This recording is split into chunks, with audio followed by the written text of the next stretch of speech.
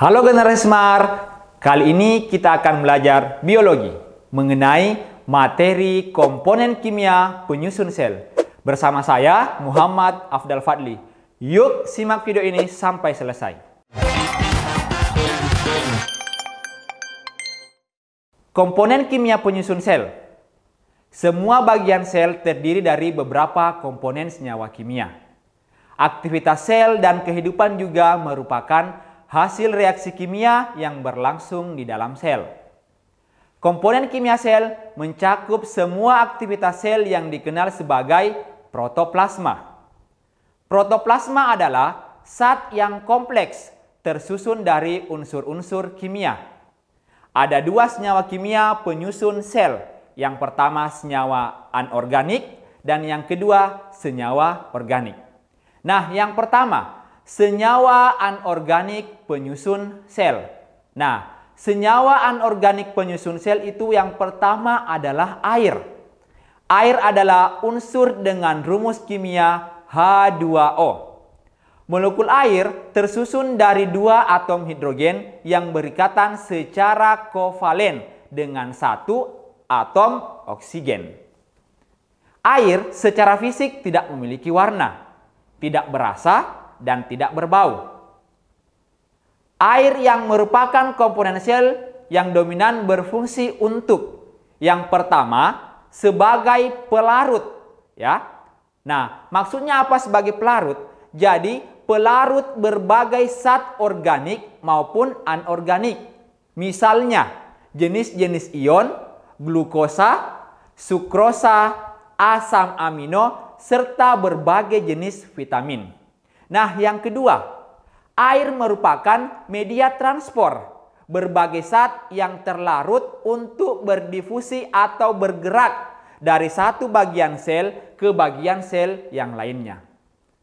Air merupakan media berbagai proses reaksi-reaksi enzimatis yang berlangsung di dalam sel.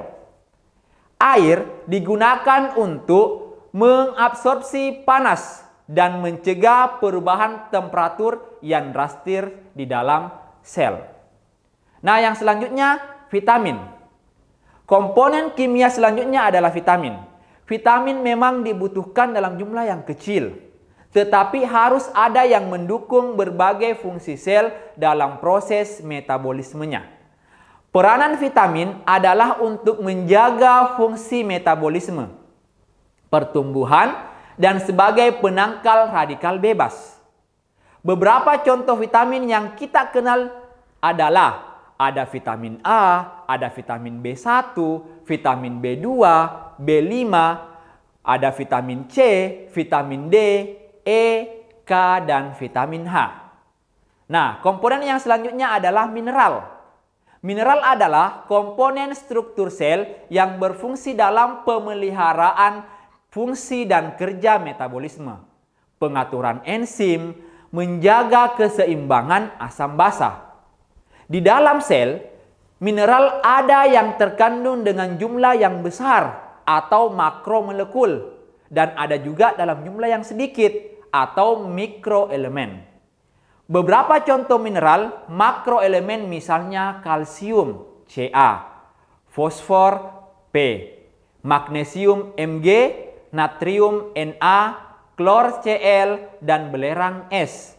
Sedangkan contoh mineral mikroelemen antara lain besi Fe, yodium I, seng, Zn, kobal Co, dan fluorin F. Nah, yang kedua, senyawa organik penyusun sel, ya. Kan yang pertama tadi generasi Smart adalah anorganik, sekarang organik. Nah, yang pertama karbohidrat. Komponen kimia pertama sel adalah karbohidrat. Karbohidrat sangat penting untuk proses fisiologis dalam tubuh. Sedangkan pada tumbuhan, karbohidrat dibentuk oleh sel yang memiliki daun berwarna hijau yang biasa disebut kloroplas melalui proses fotosintesis. Berdasarkan fungsinya, karbohidrat dapat diklasifikasikan menjadi karbohidrat sederhana, karbohidrat rantai pendek, serta karbohidrat rantai panjang. Sedangkan berdasarkan struktur ikatan molekul, karbohidrat diklasifikasikan menjadi 1 monosakarida, 2 disakarida, dan yang ketiga polisakarida. Nah, komponen yang selanjutnya protein.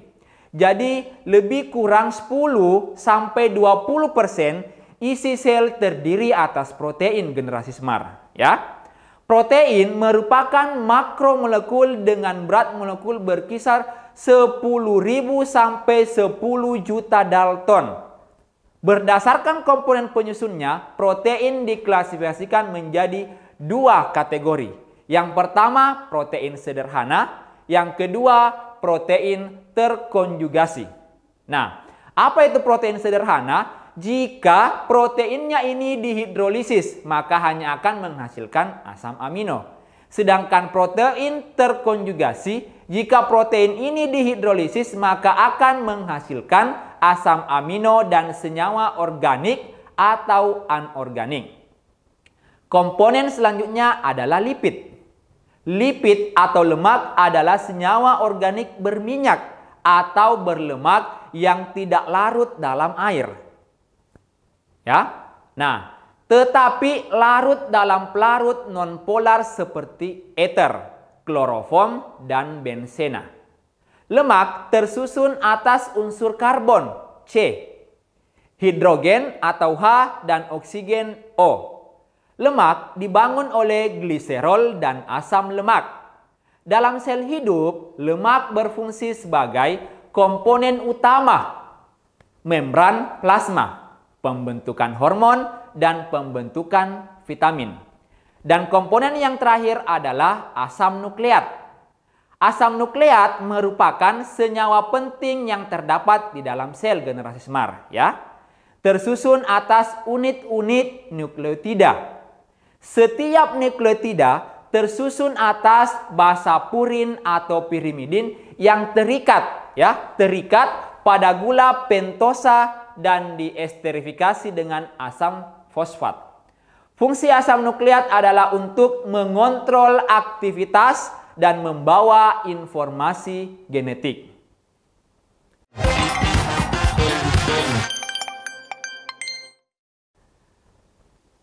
Nah, generasi Semar jika mendapatkan soal seperti ini yang berbunyi, secara kimiawi sel tersusun atas senyawa organik dan senyawa anorganik. Berikut ini merupakan senyawa organik penyusun sel kecuali. Nah, perhatikan ada kata kecuali. Nah, ada 2 senyawa kimia penyusun sel, yaitu senyawa anorganik dan senyawa organik. Senyawa anorganik penyusunnya itu air, vitamin, dan garam-garam mineral. Sedangkan organik penyusun selnya yaitu karbohidrat, protein, lipid, dan asam nukleat. Jadi jawabannya adalah E, garam mineral. Nah, soal kedua. Berikut ini karbohidrat yang tergolong monosakarida kecuali. Nah, generasi Semar harus perhatikan monosakarida. Mono berarti 1. Nah, monosakarida adalah karbohidrat sederhana yang tidak dapat dihidrolisis menjadi bentuk yang lebih sederhana lagi. Contohnya apa? Ada glukosa, ada fruktosa, galaktosa, ribosa, dan manosa. Jadi yang tidak termasuk adalah pilihan B, yaitu lignin.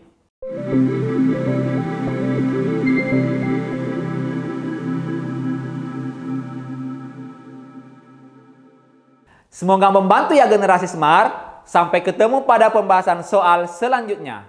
Salam Semar School, generasi Semar berkarakter cerdaski.